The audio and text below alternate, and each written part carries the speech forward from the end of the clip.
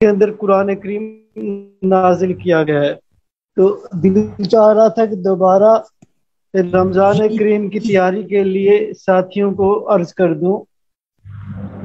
دیکھیں، حضرت والا فرماتے تھے کہ اس مہینے کے اندر دو چیزیں بہت شدت کے ساتھ اللہ تعالیٰ عطا فرماتا ہے۔ ایک تو جو روحانی دشمن ہے اس کو زنجیریں پہنا دی جاتی ہیں شیطان کو، اور دوسرا اللہ تعالیٰ کی رحمت برسنا شروع ہو جاتی ہے۔ اب یہ رحمت جو برستی ہے تو اس رحمت کے زیر اثر مساجد کے اندر حاضری پہلے سے کئی گنا زیادہ بڑھ جاتی ہے۔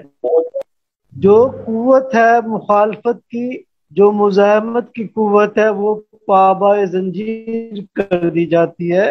اس کو روحانی طور پہ اس کی کوئی بھی توجہ، کوئی بھی اس کا جو یہ وسوسے ڈالتا ہے، وہ تمام کے تمام روحانی زنجیروں سے اللہ تعالیٰ بند کر دیتا ہے۔ اب جس کے اندر ذرا سے بھی ایمان ہوتا ہے، جس کے اندر اللہ تعالیٰ کا تھوڑا سا بھی خوف ہوتا ہے، یہ رحمت اس کو کھینچ کے نیکیوں کی طرف لے جاتی ہے۔ بند قرآن کھلنے لگ جاتے ہیں، خیراتیں ہونا شروع ہو جاتی ہیں، اور مساجد کے اندر پہلے سے زیادہ لوگوں کی تعداد رحمت دھکیل کے لے آتی ہے۔ یہ سارے کا سارا ایک اسپرچول سسٹم ہے، ایک روحانی سسٹم ہے۔ حضرت والا اس کی طرف بہت زیادہ توجہ فرماتے تھے۔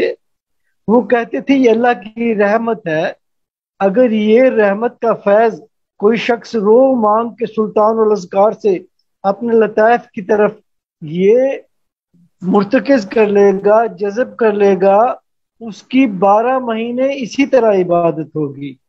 تو یہ مہینہ ہے کہ آپ رو مانگ کے اس کے ایک لمحے کو آپ جو ہے وہ قیمتی سمجھیں، رو مانگ کے یہ مراقبہ کریں۔ اس مراقبے کے اندر کلہم فیض موجود ہے، کیونکہ قرآن کریم بھی اسی میں نازل ہوا ہے۔ یہ عظیم الشان مہینہ ہماری طرف آ رہا ہے۔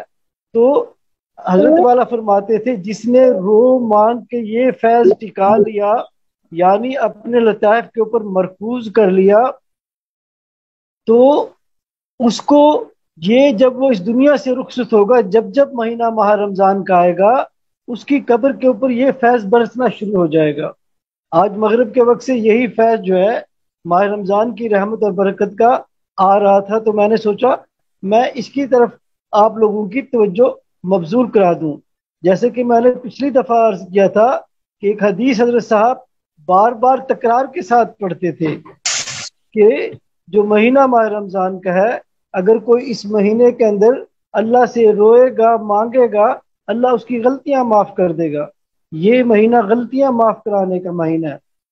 تو حضرت جبرائیل دعا کر رہے ہیں کہ ہلاک ہو وہ شخص مہینہ ماہ رمضان کا پائے اور اپنی غلطیاں معاف نہ کرائے۔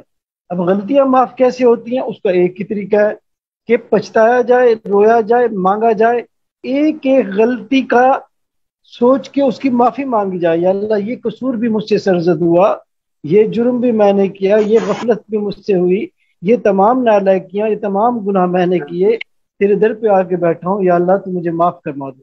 یہ رو رہا ہے، پچھتا رہا ہے، اس کی غلطیاں معاف ہو رہی ہیں۔ تسبیحات پڑھنے سے غلطیاں معاف نہیں ہوتی، غلطیاں آنسو بہانے سے معاف ہوتی ہیں۔ یہ جو ایک آنسو نکل رہا ہے یہ 10 کبیرہ گناہ معاف کر رہا ہے اور 10 درجے بلند کر رہا ہے۔ تو یہ مہینہ رونے اور مانگنے کا مہینہ آ گیا ہے، پورے کا پورا مہینہ رونے اور مانگنے کا ہے۔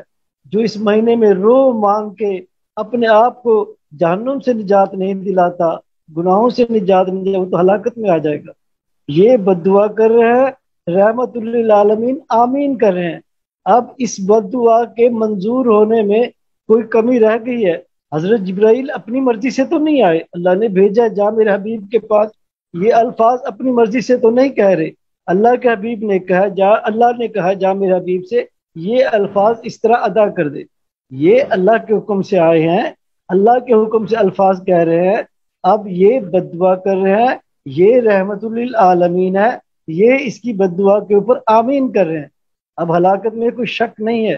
تو یہ مہینہ ماہ رمضان کا آ رہا ہے، یہ رونے اور مانگنے کا مہینہ ہے، یہ فیض ٹکانے کا مہینہ ہے۔ دیکھیں اب تو ہم مراقبہ کرتے ہیں، روتے ہیں، مانگتے ہیں، فیض ہمیں آتا ہے، اس وقت تو فیض کے دھیانے کھلے ہوتے